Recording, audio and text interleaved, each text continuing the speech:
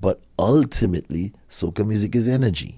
When you hear the drums, when you hear the chords, you want to like exercise, or you want to run up and down, or you want to jump into the sky. That's what it calls for. You want to hug somebody next to you and chip in the middle of the street. It's just what it is when you hear it. Energy. Champion Sound with Max Glazer on 94.7 The Block. 94.7 The Block, New York's #1 for throwbacks. Max Glazer and the Federation Sound. You are in tune to Champion Sound every Saturday, 4 to 6. But this one is a special Saturday. We have none other than Machel Montano in the place. Machel, welcome. Much respect, Max. Good to see you, bro. It's great to see you too. There's a lot to talk about. There's always a lot to talk about with you. You've been doing this for many years. 44 years. Yay. Wow. Started at what age? 1982 at 7. Became professional by 9. I was in Madison Square Garden opening for Sparrow and Lord Kitchener. So it was a quick trajectory to getting into the mix on tour with Lord Nelson in Paris at 9. And it just never stopped. That's amazing. I mean, look, there's so many parts to this journey, but the fact that you started at such a young age and brought it to Madison Square Garden. We're here in New York. This is what we do. We represent soca, dancehall, reggae, and Caribbean music here in New York. That's the focus. Yeah. And I know right now you just released Like a Boss, Journey of a Soca King, the documentary, which covers your life somewhat broadly, but also focuses on a very specific period and time frame. Can you explain to people what this is about? Oh, for sure. So it's anchored in the year 2015, which was very significant for me. It was a big year, a big win, road march win, with a song that I had called Like a Boss. I did a major Monk Monte album that year too that was very, transformational for me. But also, we shot the documentary from then till 2025. So we covered that 10-year, that decade, and there was a lot of change happening in my life, but in the wider spectrum of soca music and even Caribbean culture. So the documentary at its core is about legacy. 44 years, and we do cover the, how I started, what happened, how I got into it.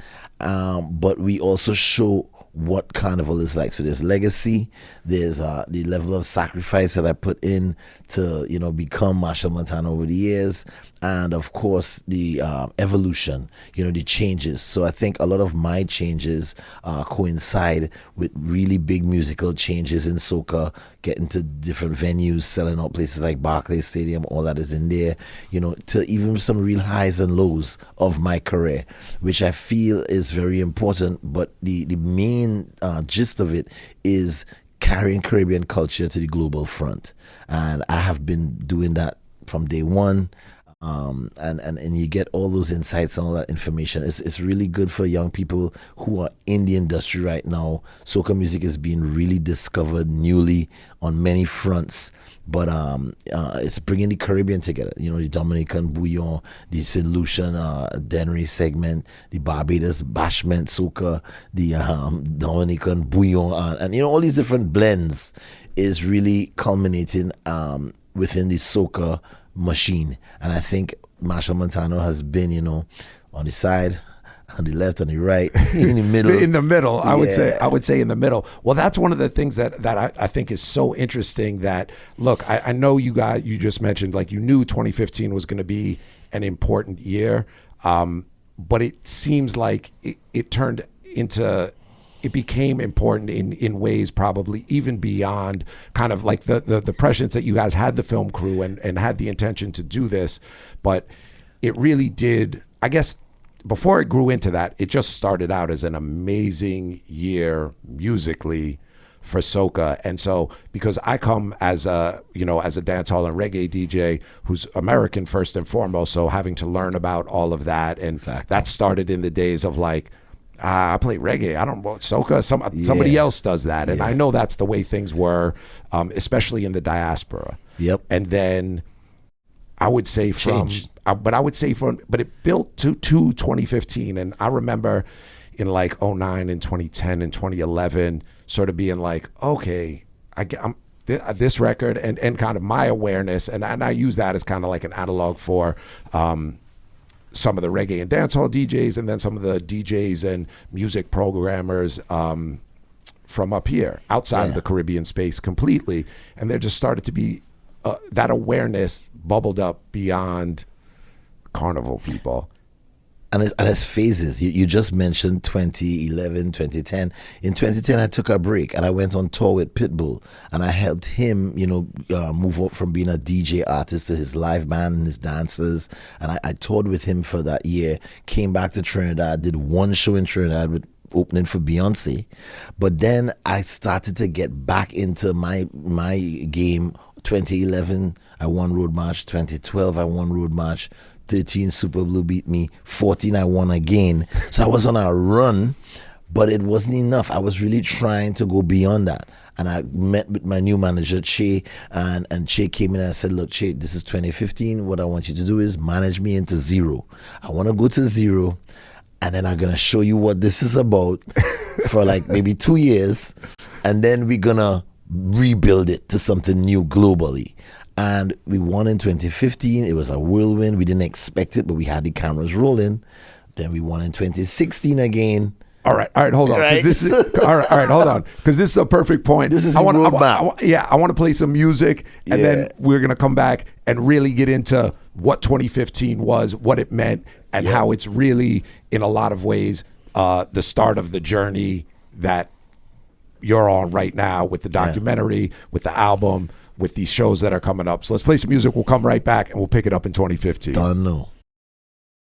So now we're getting into the thick of it, and really kind of I would say the through line of the documentary being 2015. Yep. Che comes on as your new manager a couple of years before that. And it was just really interesting because that was the same time that I met him. And so I know even for me, that kind of just expansion was instrumental in, well, now I had a link and could get information and get music and kind of just be on it as, again, someone in New York who wasn't as deep into soca culture and what that meant. So then you said you came into 2015 starting from zero. Wanting to get to zero. I was already intentionally huge, but I intentionally wanted to get starting to zero. From the ground floor. Yeah, and then rebuild. But a lot of miraculous things happened. Like, you showed up, but that was the year we worked with Sean Paul and Major Lazer. We had One Wine. That was also the year I met Deputy, who produced Bitch Better Have My Money for Rihanna, and I met him in Staples Center at a Lakers game, and he was like looking at me and he was like, yo, I'm Trini, and I used to play band in New York, and I grew up on, and I want to produce some soca records, and I was like, all right, send me some. And that record turned out to be Like a Boss. You know what I'm saying? And it was the first time that groovy soca had won a road march in a long time. This is a lot happening in a moment. And that's super. and Like a Boss is such a unique and interesting song and it sort of straddles the boundaries. Like, if we're going strictly by BPMs, it's a little too slow. 125. Too slow to be power, and it's in that groovy tempo range, but it's not that groovy. We start calling it power groovy. that's what we named it from that year, and we realized that this was a category. But so that in and of itself, I know, was a challenge. That song being the song that you guys decided to put up for as your lead, right? We didn't decide that. Streets decided. The streets decided it, because I had one Ministry of the Road with a young producer, and we were doing one called Great Parade to follow up Power Soca, and we thought it was gonna win. And Like a Boss came out to the corner and just did its thing. It was a hip hop producer working alongside the top writers in the game, which is FBE Full Blown, who have been having quite a successful 2 years. And then, we had people like London Future in there, Kobayashi from St. Vincent. I had about like 3, 4, 5 different people working on that song with me. So I think it was that unity and that multi-level of involvement to break a barrier really proved to us that here is something new. And we didn't stay on it. You know, like crazy people, we went into a different direction in 2016 with Waiting on the Stage, which we started to do EDM into soca. We put EDM, we had that build, Waiting on the Stage, and then drop, bam, bam, bam, bam, EDM, and it won Road March. And that has been the template for Soca Kingdom, for Come Home, for Bungie Garlin, Hard Fet. It's all this build up EDM and then drop into soca, but it's the levels of experimenting that change soca. So that brings me to a great point that you bring up in the documentary, which is tell me how you describe, like, the most succinct way you could describe soca to an outsider that you're trying to explain this to. Well, first of all, it's an island beat. It's syncopation, which is katu, katu. I love to explain the beat because you hear it in reggaeton, you hear it in dancehall, you hear it in many different sounds, but the syncopation is really it. And soca is the soundtrack of carnival. It's the music that drives the trucks, drives the masqueraders, drives the fetes and the party people. And ultimately, it is unity music because it's a mixture of African beats with East Indian instrumentation. So the way the dulak will play doom doom, that was taken from the Indian dulak drum and that was put on the bass. So the bass will go doom doom. But ultimately, soca music is energy. When you hear the drums, when you hear the chords, you want to like exercise, or you want to run up and down, or you want to jump into the sky. You know, that's what it calls for. It's not something you want to simmer down and roll up a fatty and just like, think about your problems or revolt. It's not that kind of, mosh pit that you want to bang your head against each other. You want to hug somebody next to you and chip in the middle of the street. It's just what it is when you hear it. Energy. Yes. So this is exactly how you describe it in the documentary. And then a few seconds later, I say the exact same thing, totally independently in the middle of 2015. From experience, from you watching it, being there. I think Destra was on the stage and you were talking about it. Literally ended up on camera for this documentary, but mostly just in the middle of it, experiencing it. And that was also, to me, the best way to distill and describe what it is. And we hadn't discussed that. And no, so it must mean something. That this is what it is. If you observe and you really try to explain or express what you're experiencing, you will get the same answer. And for me, it's these two totally kind of like that view comes from two totally different backgrounds. Like you're, as you pointed out, you're in the heart of it, doing it since you were a little kid. Well, Max, don't think I'm too different from you. At 9 years old, I was in a DJ booth in a room with crates, with Steel Pulse and Third World. I mean culturally, the fact that we both had the exact same description and the same conclusion. And I think if anyone is looking for a way to verbalize it, they're going to come up with that same thing. Yeah. And if they're not, that's going to perfectly describe it for what they're feeling. For sure. All right, let's play some music. We'll come back and talk some more. Machel Montano is here like a boss. Journey of a Soca King. The documentary is streaming now on Amazon. It's 94.7 The Block. Keep it locked. Champion sound, Max Glazer, Machel Montano, like a boss. Journey of a Soca King. Mm-hmm. 2015 is the through line of this documentary, but there's so much more. And I mentioned this earlier, and I feel like 2015 really was a jumping off point and a platform, I think, not only for yourself, but also for soca music and Trinidad and Tobago to just have so much more presence and awareness on the world stage. Tell me about that from your perspective. I also feel there are certain years when you hear the music in November and October and leading up to Christmas before Carnival really kicks in, and the diaspora starts to wake up and realize, all right, this music, I need to be in Trinidad. So you had friends, and Sean Paul decided, yeah, Machel, I'll come down and spend the carnival there and do some promotional shows. And all these different people started flying in. So it's important when you have people trying to discover carnival. So the documentary also shows what a carnival season is like for those who never experienced it. We are doing 60. We only captured 16 shows in 7 days. 16 in 7 days. Let me tell you something. Right? And so I fortunately went to about, I want to say I went to 8 or 9 of those. Yeah. And just as a bystander, absolutely exhausted. Yeah. I mean, it's in the documentary, and also anyone who's ever seen you knows this. You possess a superhuman level of energy, and also just, I guess possessed is the only way to describe it. Like watching you on stage, I had seen you perform on video many times, and I think in smaller settings up here in New York, but seeing you on stage in that element, it just made a lot of things make a lot of sense to me.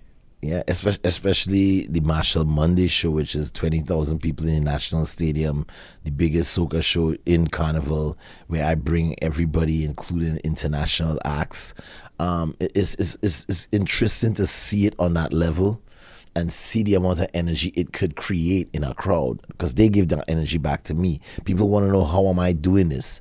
It's like surfing. It's like I am riding this wave that is literally there because of the beat and because of the people. And when those two things come together, this music make you feel to go on and on. I mean, Trinidadians are ridiculous. They go to 4 fets. He said that. Day. I did not say that. I would never say. No, I don't even do that. What they do. I mean, I'm performing, yes, but they in these parties for like 3 hours each, and they'll go home, shower, and go to the next one, and then they'll get up Juve morning, play Juve on the road, which is in the dock.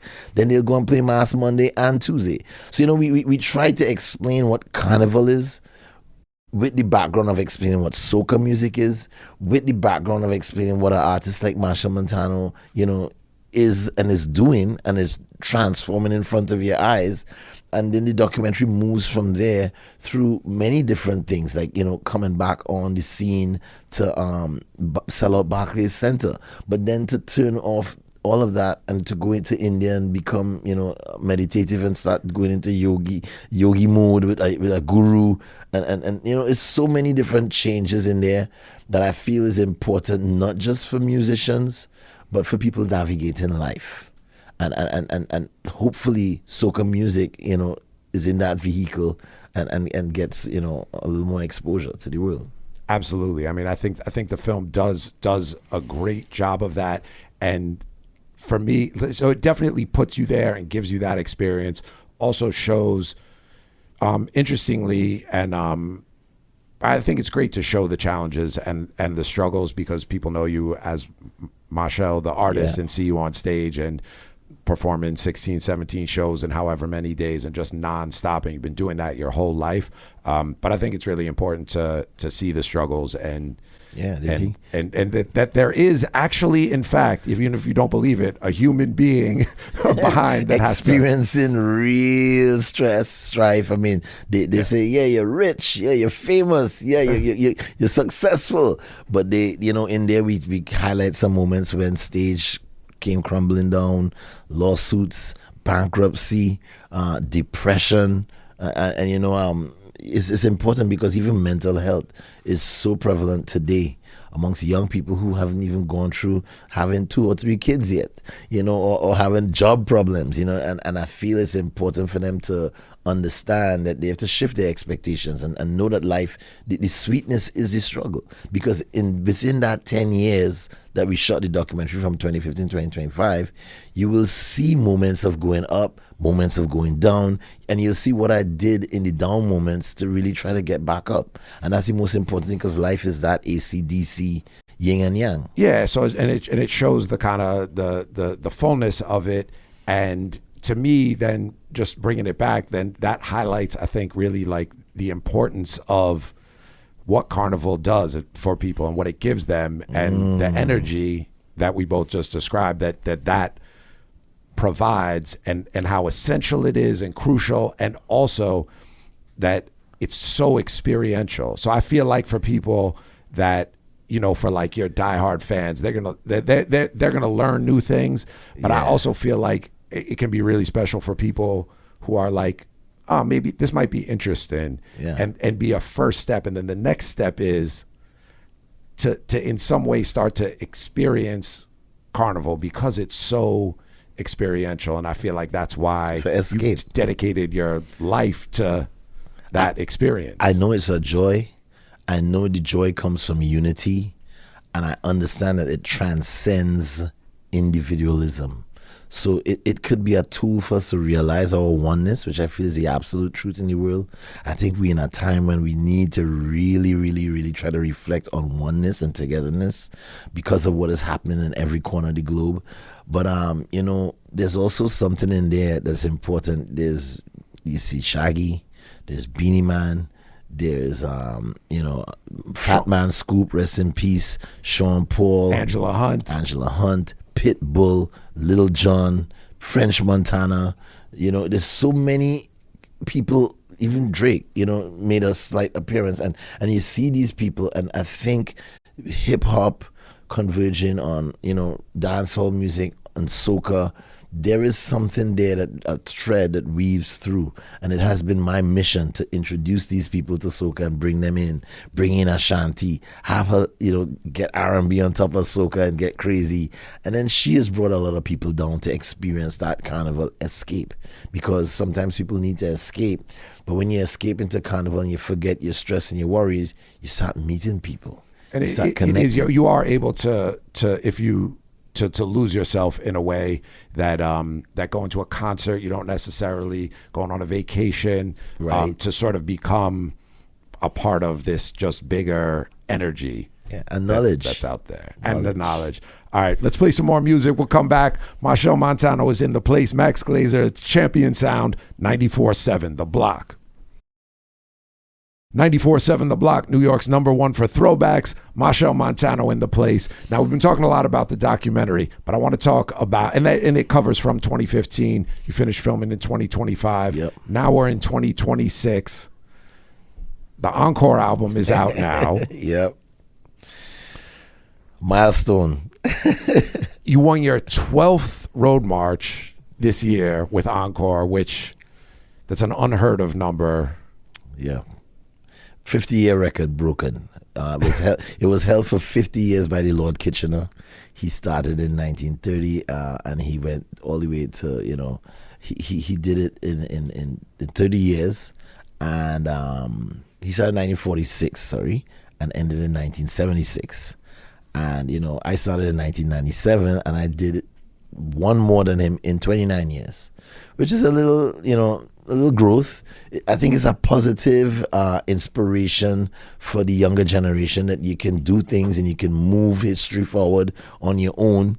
I'll never be as great as Kitchener. He's a grandmaster. He did so much for Steel Pan. But I just think I could tell my road march history all the way up until this album, especially the song Encore. You're only as good as your last performance. That's what the song says. But this album, 2015, I told you I made a very significant album with different types of music with different people. The Encore album is also, if you go in there, focused on the different styles of soca or genres within the soca genre. Yeah. There's that first track, Compromise, is produced by Tano, who's doing all that great work with Kutain and Kess, and a new sound with a little Afrobeat sound. He works closely with Russian, so there's those influences in there. There's also me working with Little Boy out of Dominica, who's been creating some of the craziest bouillon beats alongside somebody like Voice. There's a collab there with me and Skinny Fabulous and Wasway to show that Vincy Grenadian kind of vibe. So it's just all these different types of journeys. There's even a Zess collaboration with me and Temper, because Zess music is hitting hard with people like Lady Lava and Young Brother. So it's showing all these sides of soca, and for me it's like another pillar. 2015 was a pillar. 2026 is another pillar, because I'm moving on to something else for the next 20 years. I'm ready to shift yet again. We'll get into that next time. There's still a lot to get through in 2026. And one of the crucial things, and we talk about the energy and the live experience and being a part of the live experience.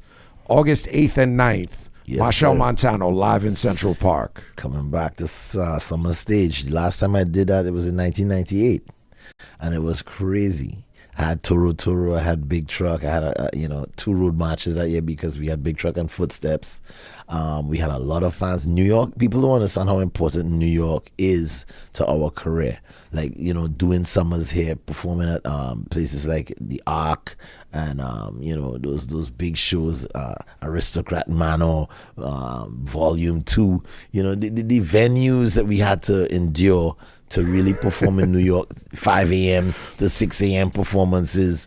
New York is a challenge, and it is for all Caribbean artists, for reggae artists and dancehall artists, and this is something that I always talk about. And there's a huge diaspora here, but it doesn't mean that it's the same as back home. It's a challenge always. And when you get to something like Central Park, that's iconic. That's iconic. That's the heart of the city. So to bring all our people out to Central Park, there's a different energy in these and it's live outdoors, shows. and it's outdoors. So there's nothing like You can't beat that. Soca Summertime. outdoors in the middle of Central Park, summer stage.